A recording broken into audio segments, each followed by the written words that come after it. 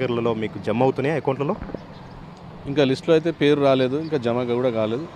నిజంగా కూడా మరి కాంగ్రెస్ పార్టీ వస్తే మాకందరికీ రైతులకు ఏదో అవుతుంది, మరి రూ. 2,00,000 రుణమాఫీ అవుతుంది, రైతు భరోసా అనే 7,500 వస్తాయని ఆశకు పోయి మరి ఇవాళ కాంగ్రెస్ పార్టీకి ఓటేసి గెలిపిస్తే ఇవాళ మా రైతులకు అన్యాయం చేసే విధంగా ఇచ్చిన మాటకు విరుద్ధంగా ఇవాళ ఏదైతే రైతు భరోసాను ఎగ్గొట్టి ఇవాళ రైతు రుణమాఫీ పేరుతోనే రూ.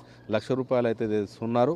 దాంట్లో కనీసం కానీ పేరు లేకుండా ఆ లిస్టు అయోమయంగా మరి ఎలా సెలెక్ట్ చేసినారో తెలియదు. బ్యాంకులను నడితే మాకు తెలియదు, ప్రభుత్వం మేము లిస్టు పంపించాం, ఆ లిస్టు ప్రకారమే వచ్చిందంటుంది. చాలామంది రైతులు మాతో పాటు చాలామంది రైతులు గందరగోళానికి గురవుతున్నట్టు సందర్భాన్ని చూస్తూ ఉన్నాం. రీషెడ్యూల్ చేశారండి. రీషెడ్యూల్ చేసి ఆ క్రైటీరియా కూడా రేషన్ కార్డ్ అన్నారు, పాస్బుక్ అన్నారు.